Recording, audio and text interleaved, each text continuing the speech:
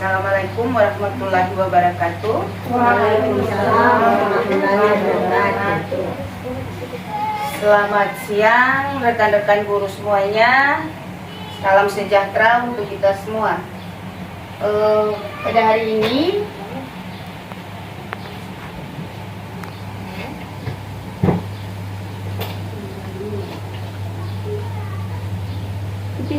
saya akan berbagi pada rekan-rekan tentang pembelajaran yang saya ikuti kemarin pada saat kami pelatihan luring dalam kegiatan 1 minggu.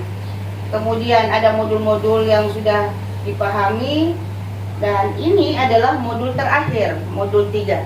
Nah, ilmu ini wajib saya harus bagikan pada rekan-rekan sebagai penguatan kita terhadap intrakurikuler yang selama ini kita jalankan bersama peserta didik, dan ini bisa berkembang ke pembelajaran proyek atau P5.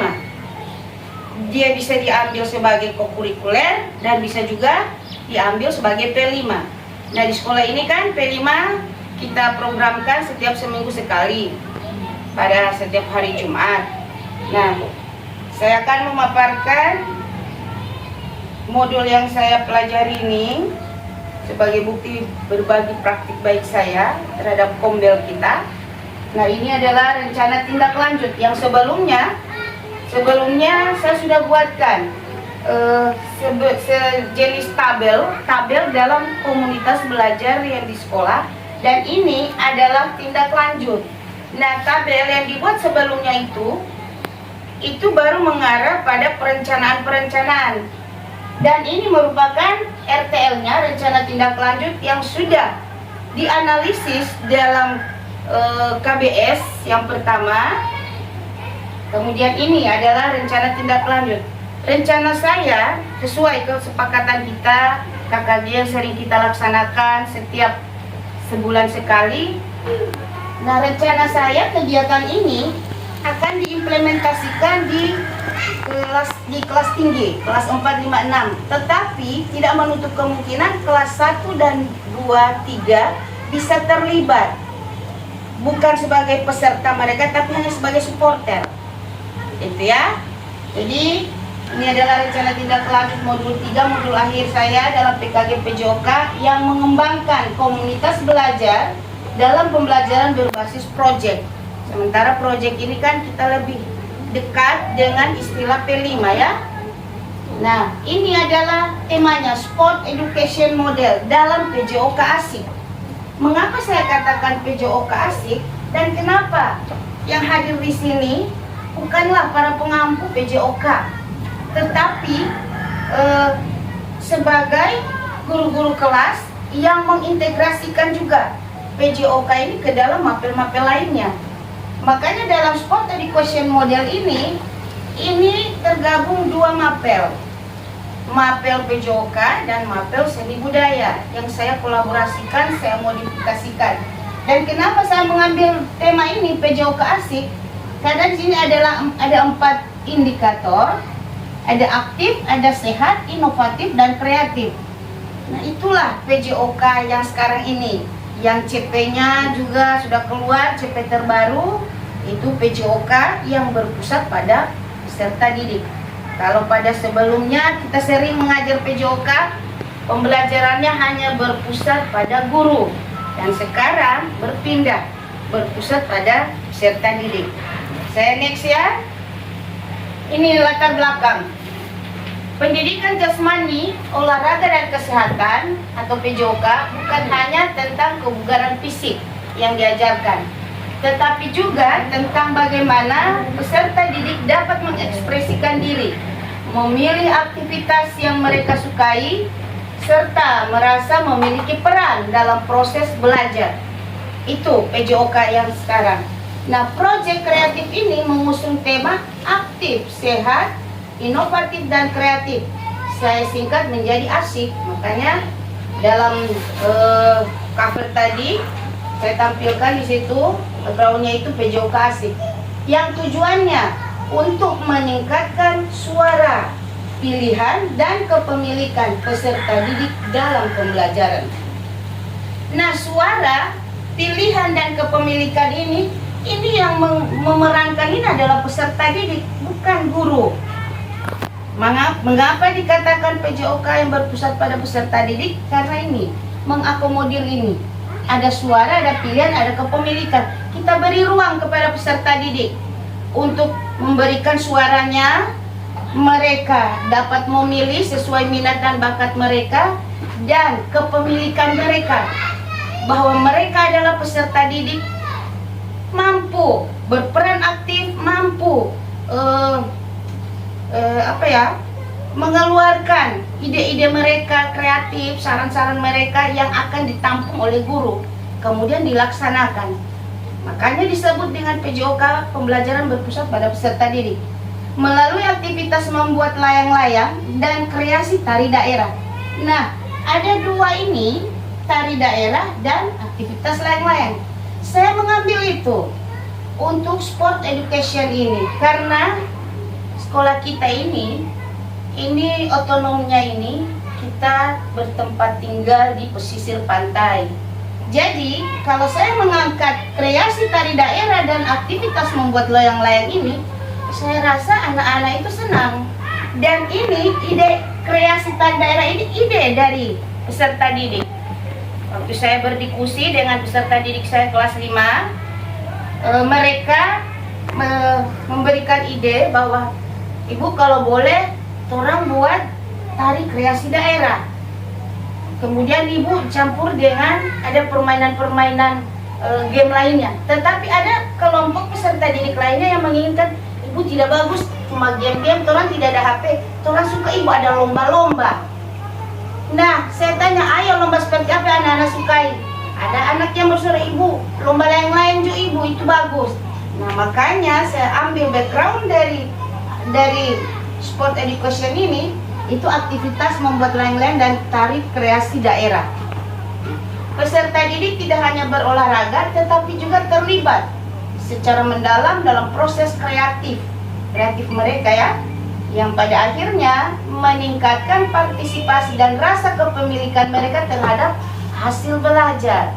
Jadi intinya mereka ini belajar sambil bermain, karena memang pada dasarnya anak-anak pendidikan dasar itu masih identik dengan hal-hal seperti itu. Proyek ini dirancang untuk mendorong peserta didik mengembangkan ide-ide mereka sendiri, memilih bahan dan metode dalam membuat layang-layang, serta merancang gerakan tari yang mencerminkan budaya lokal mereka. Dengan demikian, proyek ini juga mempromosikan pemahaman budaya, keterampilan motorik halus dan dasar, serta kemampuan bekerja sama dalam tim. Nah, itu kemampuan bekerja sama dalam tim, itulah yang dituju oleh Sport Education Model, pembelajaran yang menggunakan pendekatan SEM kalau disingkat. Karena di SEM itu sejenis festival atau yang biasa kita gunakan kalau melihat dari Kumer. Setiap semester kita adakan kegiatan panen hasil karya. Nah, dari panen hasil karya itu, karya-karya siswa yang mereka sudah kreasikan, nah itu kita kumpulkan, nah kita buatkan satu festival. Nah, festival itu tentu ada timnya, ada pelaksananya, kemudian ada pengumuman juaranya, ada lombanya dan segala macam. Nah, itulah yang dinamakan Sport Education Model. Sport Education Model itu adalah pembelajaran yang terstruktur dan berkelanjutan. Jadi dari intra, anak-anak ini belajar, kita kuatkan dengan kokurikuler, kemudian ada kegiatan eskul, dan yang terakhir ya kita buat festival.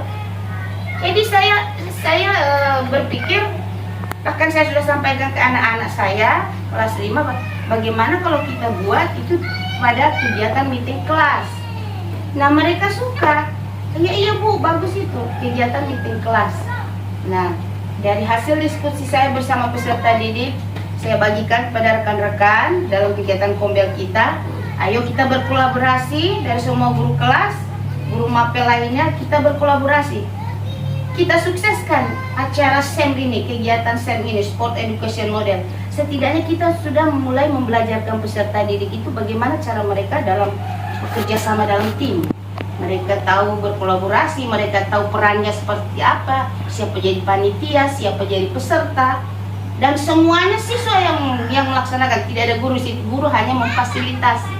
Itu sport education model. Saya lanjut. Nah, ini sport education model merupakan, sudah ya, saya sudah gambarkan tadi. Oke, ini adalah tujuan program. Yang pertama, mendorong kreativitas dan inovasi peserta didik dengan memberikan mereka ruang untuk berkreasi melalui pembuatan layang-layang dari tari daerah. Nah, jadi di sini tujuan program pertama mendorong kreativitas dan inovasi peserta didik. Yang kedua, meningkatkan keterlibatan peserta didik dalam PJOK dengan memberikan mereka suara, pilihan, dan kepemilikan dalam proses pembelajaran. Dan yang ketiga, memperkuat kolaborasi antar peserta didik.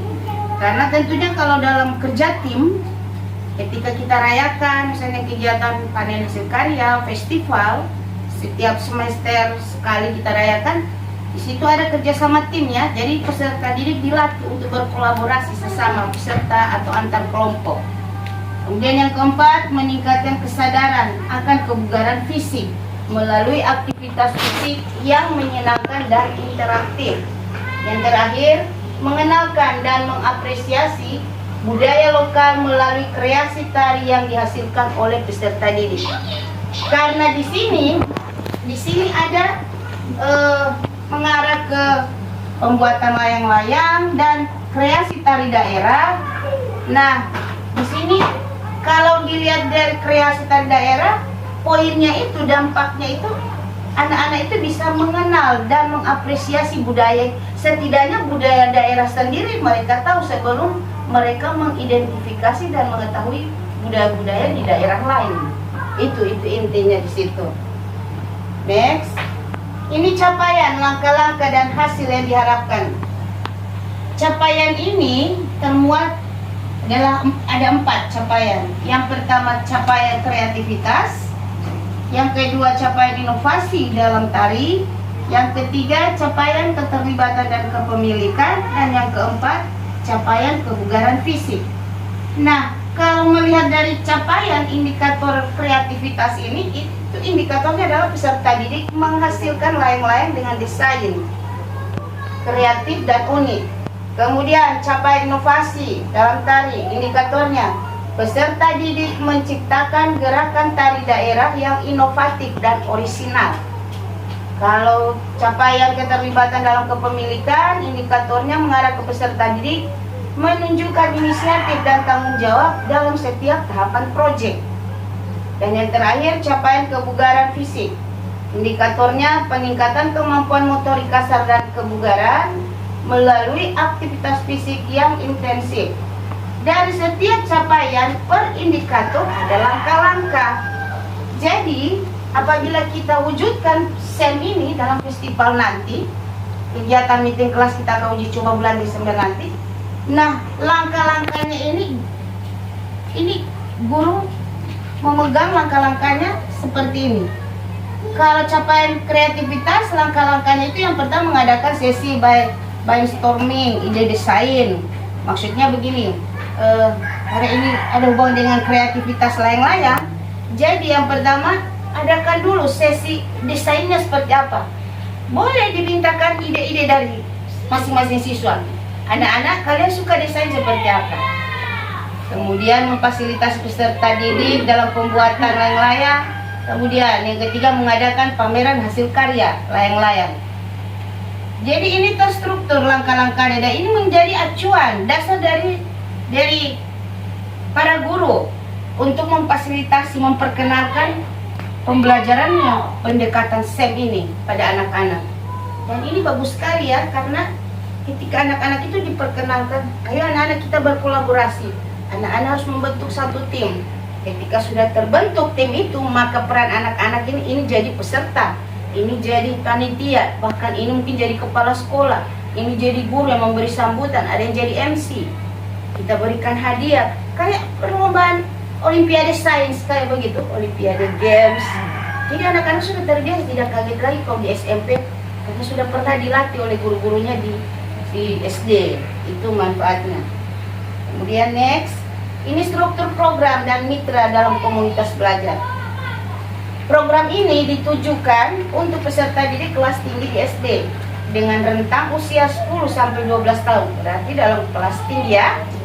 Nah, dan kelas rendah bukan disampingkan mereka, tetapi mereka diajak terlibat sebagai supporter.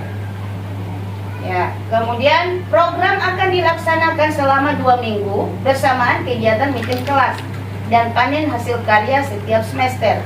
Dengan sesi kegiatan dari awal pembukaan pagi jam 8 sampai dengan jam 12 selama 4 jam, termasuk persiapan di ruang kelas, kemudian dilanjutkan di aula dan di lapangan sekolah untuk dimulainya pelaksanaan turnamen tersebut.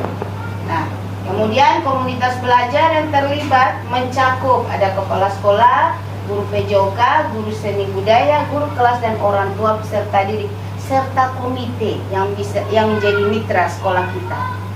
Jadi kalau sampai sini ada yang ingin bertanya? Atau ada yang kurang atau bagaimana? Atau saya lanjut dulu ya? Nah, ini adalah kapasitas sumber daya. Nah, kalau berbicara sumber daya itu berarti adalah segala macam bentuk aset yang ada di sekolah ini. Nah, aset itu bisa menjadi satu kekuatan bagi sekolah. Jadi ketika kita mendengar misalnya ada satu guru yang mengeluhkan, ini ada misalnya ada perlombaan bola voli, tapi orang ini tidak ada net. Nah, bagaimana cara guru memfasilitasi olahraga itu agar tetap dilaksanakan? Ya kita ambil, karena sekolah mungkin belum menyediakan net, ya kita ambil, saya boleh kita pakai tali. Yang penting ada batas dari tim A dan tim B. Itu kan salah satu aset. Nah, jadi pemanfaatan pembelajaran berbasis aset itu adalah guru pintar-pintarnya mengelola aset sekolah yang menjadi sumber daya di sekolah itu tanpa harus memaksakan harus ada. Kita bisa mengambil sampel yang lain yang bisa relevan dengan apa yang kita tuju, asalkan tujuan pembelajaran itu tercapai. Itu pemanfaatan pembelajaran berbasis aset. Jadi yang selamanya tiap ini belum babi di kamar ini bagaimana ini bendahara lobos ini, tidak seperti itu. Jadi saya rasa yang maksud kita dalam komunitas ini, kita menjalankan peran kita sebagai guru, kita manfaatkan segala apa saja aset yang ada di sekolah ini. Yang penting, yang paling penting dari semua itu adalah pembelajaran yang kita laksanakan harus berpusat pada peserta didik. Jangan ada intimidasi kepada peserta didik. Mereka hanya difasilitasi, karena peran guru bukan adalah perintah, bukan lagi memakai sistem komando. Mengintimidasi siswa itu berarti memberikan komando kepada mereka. Siswa, anak-anak kalian harus begini. Ya tidak seperti itu. Kita melaksanakan pembelajaran yang berpusat pada peserta didik itu, apa yang diminati anak-anak kita ikuti, apa yang mereka sukai kita ikuti. Yang penting tidak lari dari tujuan pembelajaran. Lewat analisis CP yang kita lakukan, maka lahirlah tujuan pembelajaran. Nah, tujuan-tujuan pembelajaran inilah harus dicapai. Tetapi dalam tanda kutip dicapai dalam kutipan bahwa pembelajaran berpusat pada peserta didik, bukan pembelajaran yang berpusat pada guru. Oke, ini adalah kapasitas sumber daya. Kelas atau sekolah memiliki berbagai sumber daya yang dapat digunakan untuk mendukung keberhasilan program Kombel, termasuk ruang terbuka. Ini fasilitas ini sumber daya yang ada di kelas atau di sekolah.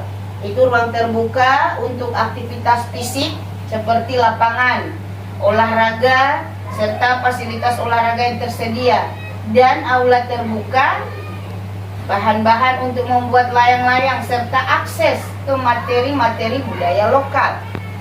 Kemudian sumber daya yang ada akan dimanfaatkan seoptimal mungkin dan menjadi aset kekuatan bagi sekolah.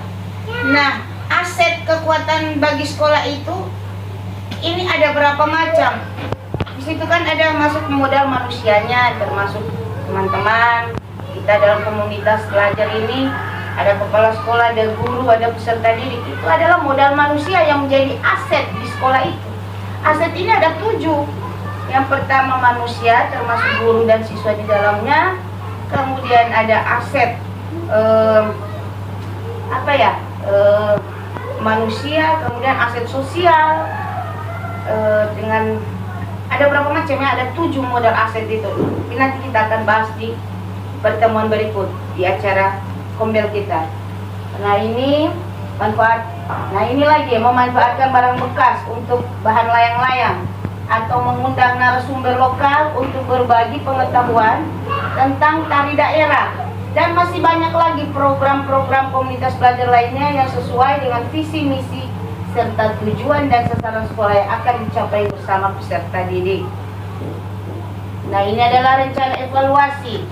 Evaluasi akan dilakukan melalui survei dan wawancara dengan peserta didik, guru dan orang tua setelah program berakhir.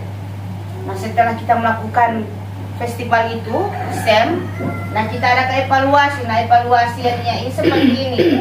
Kita adakan survei, kemudian ada wawancara dengan peserta didik, guru dan orang tua. Kemudian refleksi. Nah pembiasaan refleksi adalah hal yang sangat positif untuk mengukur diri kita, kelemahan kita di mana, kekuatan kita ada di mana. Itulah refleksi. Nah refleksi peserta didik tentang proses kreatif mereka bagaimana, serta penilaian kebugaran fisik akan digunakan sebagai alat evaluasi. Dan yang terakhir, data yang dikumpulkan setelah kita ada wawancara, diskusi bersama peserta didik, guru, orang tua. Nah kita buat refleksi peserta didik setelah melakukan itu bagaimana, apa yang mereka dapatkan, dan bagaimana juga kita sebagai guru yang memfasilitasi kegiatan itu tapi tidak melaksanakan, hanya menyelenggarakan, tapi melaksanakan adalah peserta didik. Nah data-data itu dikumpulkan kemudian dianalisis untuk menilai keberhasilan program dalam mencapai tujuan yang telah ditetapkan. Jadi evaluasi refleksi itu adalah alat ukur kita. Kita menilai program ini sudah sejauh mana, bagus tidak, anak-anak bisa menerimanya atau tidak. Jadi itu akan berkembang dalam evaluasi dan refleksi. Nah ini terakhir, kemungkinan tantangan dan rencana solusi. Ada beberapa tantangan yang mungkin dihadapi, meliputi keterbatasan bahan atau kurangnya motivasi. Itu memang hal yang umum ya dari peserta didik. Kemudian untuk mengatasi tantangan ini akan diterapkan pendekatan kolaboratif dengan melibatkan peserta didik dalam proses pengambilan keputusan. Jadi peserta didik ini kita harus libatkan dalam pengambilan keputusan. Jadi tidak boleh keputusan itu lahir dari guru. Nah kalau keputusan hanya berpihak pada guru, berarti peserta didik tidak diberikan hak untuk bersuara menilai program ini, karena mereka melaksanakan, mereka yang tahu bagaimana rasanya, asik atau tidak, dilanjutkan atau tidak. Kemudian selain itu dukungan dari komunitas sekolah akan dimaksimalkan untuk memastikan kelancaran program. Nah proses pengambilan keputusan akan dilakukan melalui diskusi terbuka dengan peserta didik. Jadi selalu ada diskusi, selalu ada kolaborasi, itu sangat bagus. Nah kemudian melalui pendekatan ini diharapkan program PJOK ASIK akan berhasil meningkatkan keterlibatan, kreativitas, dan kebugaran peserta didik, serta menjadi contoh praktik baik yang dapat diterapkan di sekolah-sekolah lain. Nah ketika kita uji coba pembelajaran pendekatan SEM ini berhasil, peserta didik merasakan kepuasan tersendiri karena merupakan hal yang baru. Nah bisa jadi kita berikan contoh bagi sekolah-sekolah lain jika ini memang sudah berhasil dan menjadi program tetap di sekolah ini. Ya jadi, nah itu adalah slide terakhir. Nah sampai di sini saya ingin bertanya, ya siapa tahu dari teman-teman ada yang ingin bertanya atau merasa kurang puas atau bagaimana, dipersilahkan. Ya, saya ini kan kalau PJOK, kalau saya lihat dari materinya sepertinya dia berkaitan dengan SBDP ya. Iya. Jadi yang saya mau tanyakan, ini harus dilakukan oleh guru PJOK-nya atau boleh oleh guru kelasnya? Seluruh guru berkolaborasi. Oh, Memang begini, ide itu dari guru PJOK, kemudian didiskusikan dengan guru SPDP. Nah, melihat materinya, pemanfaatan untuk peserta didik, nah kemudianlah saya diskusikan, kalau kita belajar bersama di Komel ini, saya berbagi praktik baik ini. Ayo kita terapkan uji coba pembelajaran SEM ini pada kegiatan meeting kelas nanti bulan Desember. Jadi kalau pertanyaan Ibu Fatma, apakah hanya guru PJOK, SPDP atau semua guru terlibat? Karena di situ semua peserta didik juga terlibat, tetapi yang melaksanakan turnamen ini, festival ini kelas tinggi, kelas 1 itu hanya sebagai supporter, meramaikan kegiatan festival itu, open turnamennya itu. Tapi guru-guru harus, kenapa saya katakan guru-guru kelas harus terlibat? Karena memfasilitasi peserta-peserta yang mengambil peran masing-masing ini. Kalau kelas rendah saya jadikan peserta, supporter, setidaknya mereka belajar dari kakak-kakak kelas. Oh, begini jadi panitia. Oh, begini jadi. Nah, itu akan didiskusikan lanjut dengan guru-guru kelas mereka. Dari ketidaktahuan peserta didik yang kelas rendah ini, mereka pasti bertanya, apa dorang ini ya, karena mereka belum ke sana pemikirannya. Nah, disitulah peran guru kelas untuk memperjelas apa makna dari festival ini, apa dampaknya, agar terjawab apa saja pertanyaan dari anak-anak didik yang kelas rendah ini. Makanya harus terlibat, itu maksudnya. tapi DP ini tuh cuma memang layang-layang itu, maksudnya boleh dirubah-rubah, boleh. Tapi saya mengangkat ini layang-layang karena saya sebagai uji coba kan, karena sekolah kita berada di pesisir pantai, kebetulan anginnya kencang. Baru ini lomba layang-layangnya juga ini paling hanya di halaman kita saja, halaman sekolah kita. Setidaknya untuk memeriahkan lah, untuk bagaimana ya, mengisi pada saat guru-guru memang lagi sibuk penyusunan nilai. Nah, anak-anak tidak bosan. Ada kegiatan meeting kelas yang bermanfaat bagi mereka. Dampaknya sangat luar biasa. Dan di situ juga tujuannya itu kita bisa melihat bagaimana kompetensi anak-anak ini. Apakah mereka bisa jadi calon-calon pemimpin di masa depan ketika diberikan peran kau menjadi seorang kepala sekolah yang memberi sambutan, ini menjadi MC, mereka bisa atau tidak?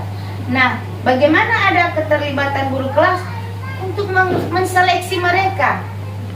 Diseleksi beberapa orang, siapa yang bisa berbicara dengan vokalnya yang mantap, percaya diri yang tidak diragukan lagi, tentu beliau bisa jadi kepala sekolah atau sebagai MC. Dan masih banyak, ada juga yang bagian ada wasit kan, ada yang bagian pencatatan skor dan segala macam. Ya pokoknya di dalam langkah-langkah SEM itu kan ya seperti open turnamen lainnya yang dilaksanakan. tapi kerja tim itu siswa semua. Iya, siswa semua yang melaksanakan, siswa semua yang mengadopsi, yang pokoknya yang mempresentasikan semuanya siswa. Jadi di situ kita bisa melihat jika memang ada kompetensi siswa yang kurang, tapi karena ini kolaborasi tim, dari melihat temannya yang itu dia so bisa berbicara, itu dia so boleh jadi wasit, saya juga ibu saya mau ambil bagian ini, ibu saya. Ada siswa yang punya kompeten tapi takut untuk bersuara, ada seperti itu. Ada siswa yang nanti kita tunjuk, berikan tanggung jawab, baru dia mau melaksanakan. Tanpa ditunjuk oleh gurunya, dia diam. Nah, tapi ada siswa yang langsung berani, ibu saya saja ibu jadi kepala sekolah, ibu saya jadi wasit. Nah, di situ itulah namanya suara, pilihan dan kepemilikan siswa. Kita beri ruang bagi mereka. Kita tidak menunjuk, tidak ada penunjukan, tapi kita minta mereka berpartisipasi, berperan aktif dalam kegiatan ini. Jadi luar biasa. Ayo kita satukan. Terima kasih ya Ibu Fatma sudah memberikan pertanyaan yang bisa dijadikan inspirasi buat teman-teman lainnya juga. Jadi bukan hanya guru PJOK saja yang berperan atau SPD, tapi semua, karena kita punya tanggung jawab bagi peserta didik kita untuk mengambil peran-peran ini, membelajarkan mereka bagaimana bekerja sama dalam tim. Nah, jadi kita satu, karena tujuan kita dalam Kombel ini belajar bersama, kita mengimplementasikan pembelajaran dalam paradigma baru, apalagi kita sementara menjalani kurikulum merdeka. Jadi ya memang kita harus kedepankan inilah kemerdekaan, merdeka belajar dan merdeka mengajar yang dititipkan dalam amanah Kumer. Memang sungguh beda dengan Kurtilas. Jadi saya sangat senang sekali. Tak lupa saya ucapkan terima kasih untuk waktunya, ibu-ibu, rekan-rekan semuanya yang sudah meluangkan waktu, dan kita di sini saling berdiskusi, berkolaborasi demi suksesnya acara ini. Tidak ada salahnya kita uji coba. Nanti setelah ini baru dipersilakan ibu-ibu untuk diskusi lanjut dengan siswa di kelas masing-masing. Terima kasih. Cukup sekian dulu presentasi saya. Nanti kita akan lanjut pada kegiatan berikutnya. Wabillahi taufiq wal hidayah. Wassalamualaikum warahmatullahi wabarakatuh. Waalaikumsalam warahmatullahi wabarakatuh.